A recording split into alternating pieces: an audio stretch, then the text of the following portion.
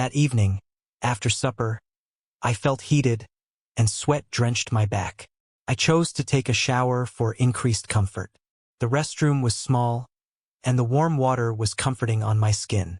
Upon finishing my shower, I adorned myself in a silky beige V-neck dress with an elongated zipper in the back, which I usually wear indoors. Upon entering the bedroom, I attempted to zip it, only to discover the zipper lodged in the center. Notwithstanding my endeavors, I was incapable of elevating it. Initially perplexed, I considered contacting my spouse for aid. Upon entering the living area, I saw the subdued lighting and discovered my father-in-law reclining in a chair. Upon perceiving my footsteps, he glanced upward, his countenance displaying mild astonishment. I inquired, somewhat reluctantly, about the location of my husband and father. He responded composedly, indicating that Aiden had recently departed, presumably for shopping, and inquired if there was any issue. I bit my lip due to the lack of choices. I talked clumsily. The zipper of my skirt is stuck. Can you help me ascertain that he sat? He set his teacup on the table, stood up, and advanced towards me. His position right behind me created an intimate contact. His breath gently brushed against the back of my neck, causing pain. He tentatively seized the zipper, furrowing his brow, and noted that it seemed ensnared in the cloth before attempting to tug it.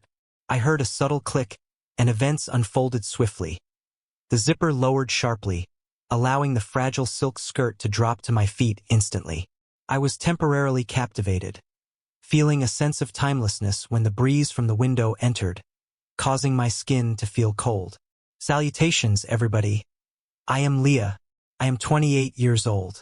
I have been married to Aiden for 3 years, and our marriage appears flawless at first look, including an exquisite home, a stable career, and a secure financial status. Aiden is a dedicated family man who frequently exhibits loyalty. I like my progressing career, which allows me to demonstrate my skills and gain fulfillment from my everyday responsibilities. We live with my father-in-law, Mr. John, a vigorous and serene guy in his late 60s. He is remarkable, whom I continually admire. He serves not only as a father figure in our family but also as a mediator in conflicts between Aiden and me. Our disputes mostly concern the issue of parenthood. Aiden wants a more complete family enriched with the sounds of children's joy, whilst I am not yet prepared. I intend to focus on my job for a time and achieve my own ambitions prior to undertaking parenting. This tale has sparked continuous discussion. Nonetheless, our differences have not lessened our passion for each other. Aiden was continuously patient and convincing, encouraging me to clarify my argument. My father-in-law interjected graciously, underscoring that family is founded on mutual comprehension and that all conflicts may be handled progressively. Aiden and I attribute our ability to listen and yield to one another to him. I originally assumed our lives would advance seamlessly in this fashion, but one evening, everything altered drastically. That day was as tumultuous as any other.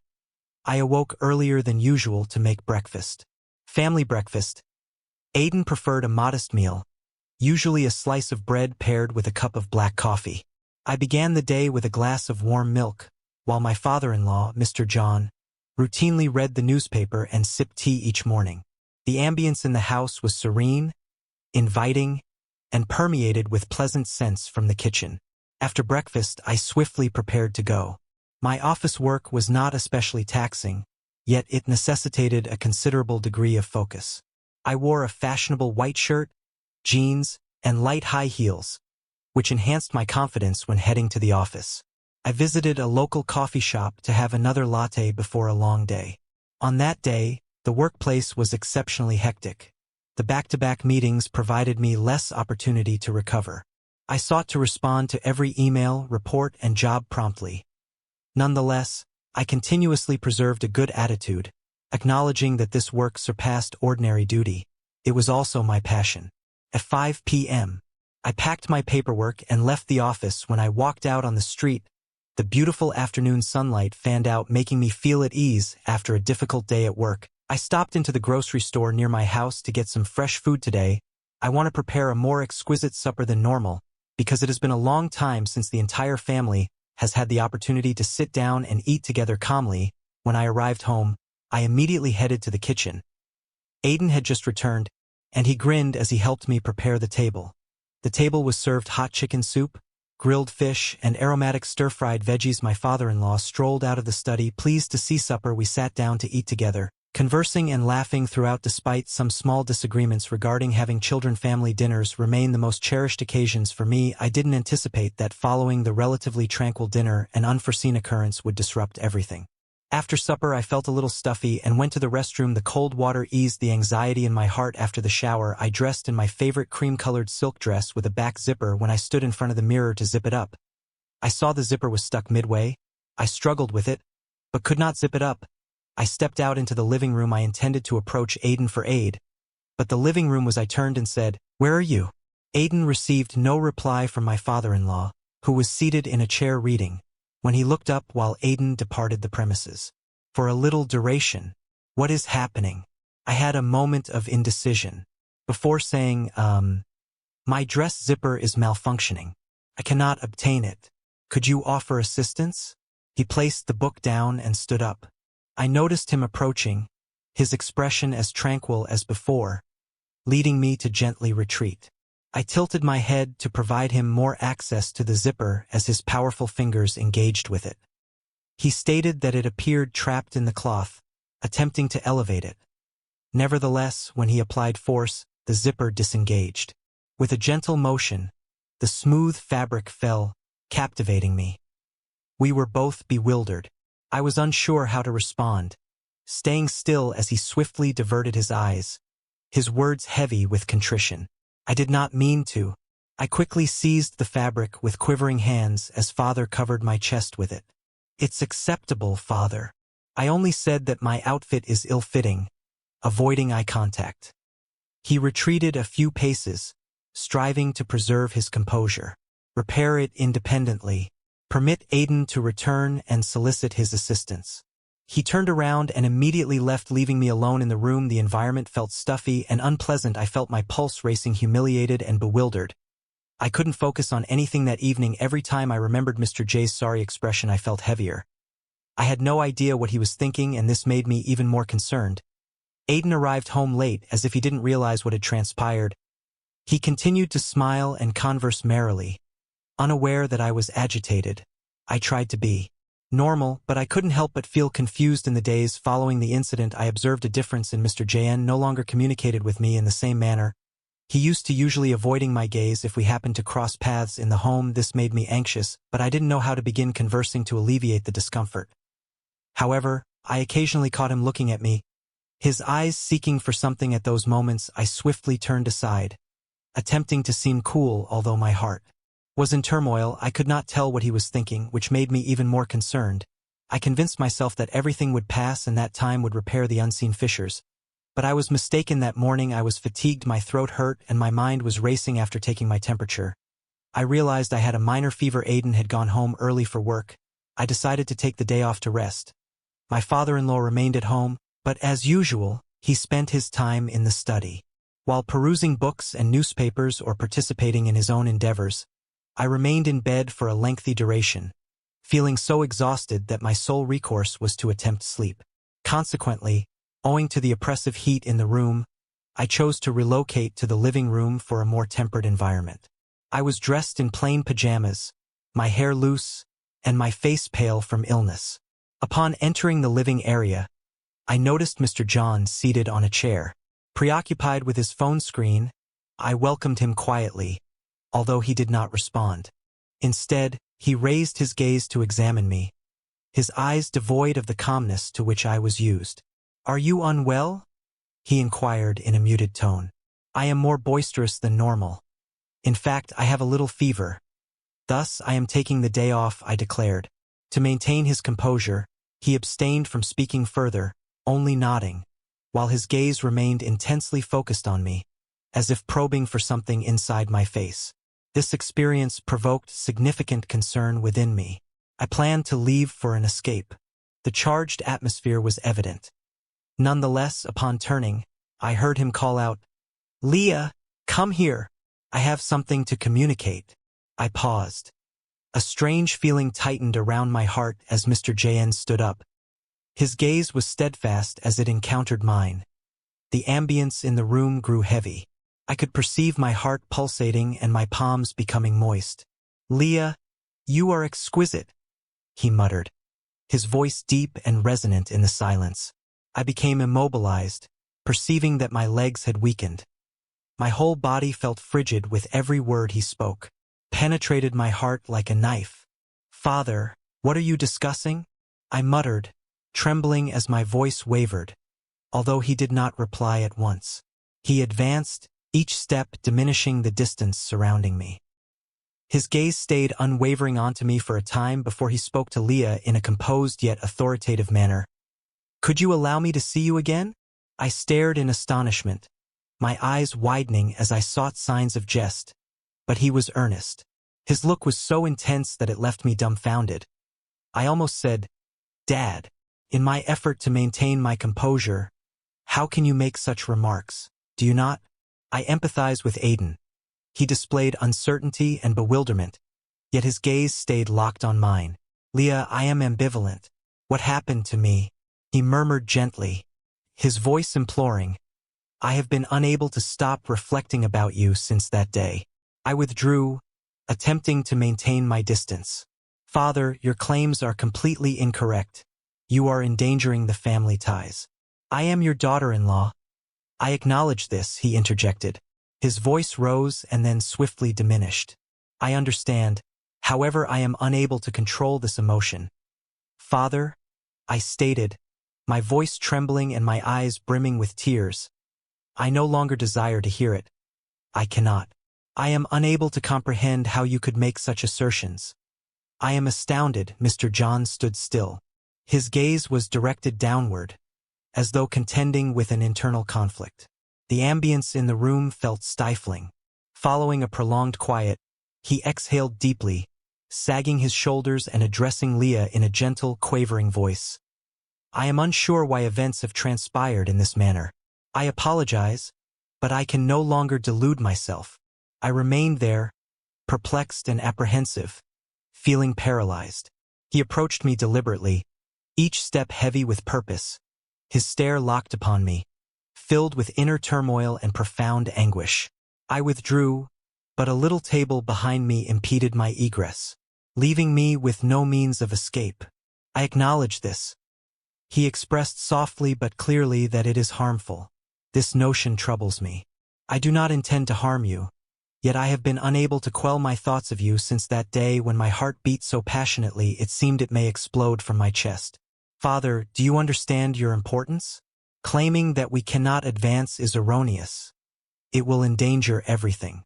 I exclaimed, my voice faltering with anguish. He stood before me, his eyes filled with grief. "I understand, Leah. I am aware. I recognize all of this, yet I also concede that I cannot go back. Do you recognize it?" His question penetrated my being like a blade. I shook my head, attempting to reject it.